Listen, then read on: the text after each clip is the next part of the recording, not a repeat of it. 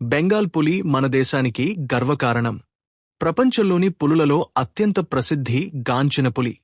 ఇది మన భారతదేశ జాతీయ జంతువుగా ప్రకటించబడింది. బంగ్లాదేశ్ దేశానికి కూడా ఇదే జాతీయ జంతువు. బంగ్లాదేశ్ జెండాలోనూ ఈ పులి గుర్తు కనిపిస్తుంది. బెంగాల్ పులి వన్యప్రాణులలో అతి శక్తివంతమైన జంతువుగా ప్రసిద్ధి చెందింది. దీనికి చల్లదనం, ధైర్యం మరియు చాకచక్యంతో ఉంటుంది. ఈ పులి భారతదేశపు అడవులలో, ముఖ్యంగా సుందర్బన్లు, గిరి ప్రాంతాలు, పచ్చటి అడవులు, ఎడారి జాతీయ ఉద్యానవనాలలో కనిపిస్తుంది. బెంగాల్ పులి శరీరం బలంగా, గట్టి కండలతో ఉంటుంది. వీటి పొడవు సాధారణంగా 2.7 నుండి 3.1 మీటర్లు వరకు ఉంటుంది. కొన్ని పెద్ద పురుష పులులు 3.3 మీటర్లకు పైగా కూడా పెరుగుతాయి. వీటి బరువు సగటుగా 180 నుండి 260 కిలోల వరకు ఉంటుంది. ఆడ పులులు కొంచెం తక్కువ బరువుగా ఉంటాయి. వీటి మోసము పసుపు నారింజ రంగులో ఉంటుంది. శరీరంపై నల్లగీతలతో సరళంగా ఉండే గీతలు వీటిని ఇతర పులుల నుండి భిన్నంగా గుర్తించడానికి సహాయపడతాయి. వాటి కళ్ళు ప్రకాశవంతమైన గోధుమ రంగులో ఉంటాయి. రాత్రి సమయంలో వీటి చూపు చాలా గొప్పగా ఉంటుంది. బెంగాల్ పులి ఒంటరి జీవితాన్ని జీవిస్తుంది. అంటే ఒక్కొక్క పులి తన ప్రాంతాన్ని ప్రత్యేకంగా కాపాడుకుంటూ ఉంటది.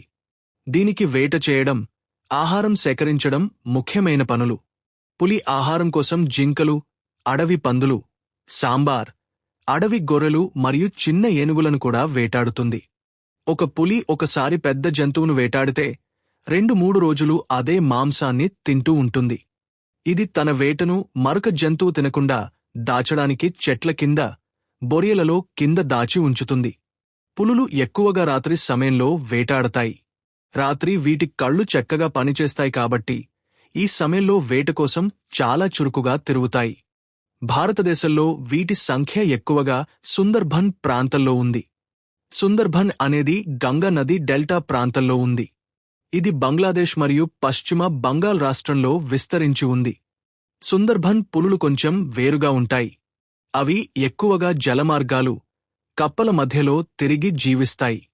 ఇక మధ్యప్రదేశ్, మధ్య భారతదేశం, అస్సాం, పశ్చిమ బంగాల్, ఒడిశా, ఆంధ్రప్రదేశ్లోని కొన్ని రక్షిత అడవులు, తెలంగాణలోని కవల తల్లులు, మహారాష్ట్రలోనూ బెంగాల్ పులులు కనిపిస్తాయి.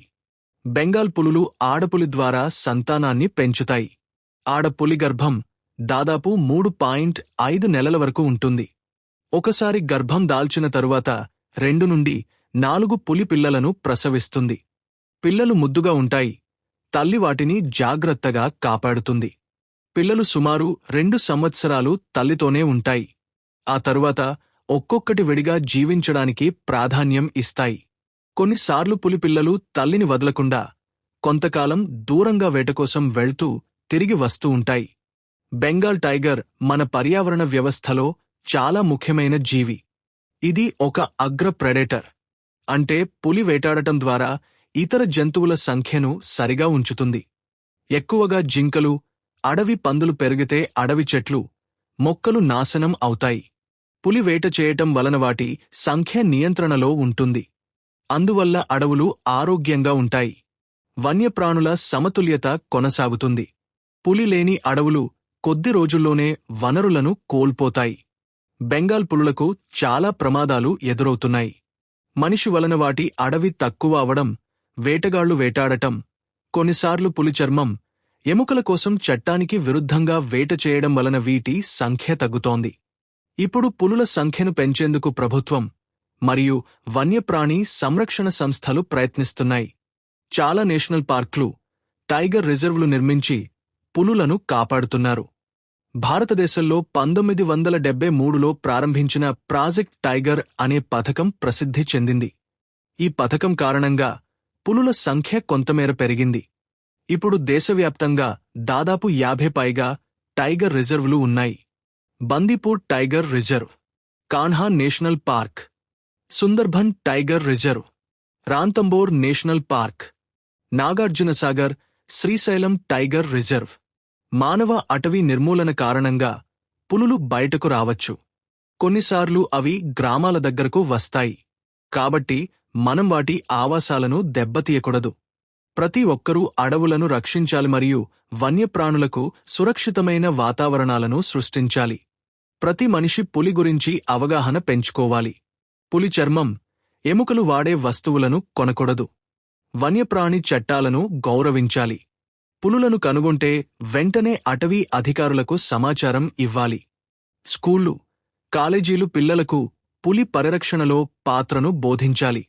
ఈ విధంగా ప్రతి ఒక్కరూ పులి రక్షణకు భాగస్వాములుగా మారితే పులి మన భవిష్యత్తు తరాలకు కనబడుతుంది. బెంగాల్ పులి కేవలం ఒక జంతువు కాదు, అది మన సంస్కృతి, ప్రకృతి అందాలకు చిహ్నం. మనం దానిని కాపాడితే ప్రకృతి పరిరక్షణకు గొప్ప సేవ చేసినట్టు అవుతుంది. మన పులిని మనమే కాపాడుదాం, అది మన సంస్కృతి పరిరక్షణకు, మన భవిష్యత్తుకు అవసరం.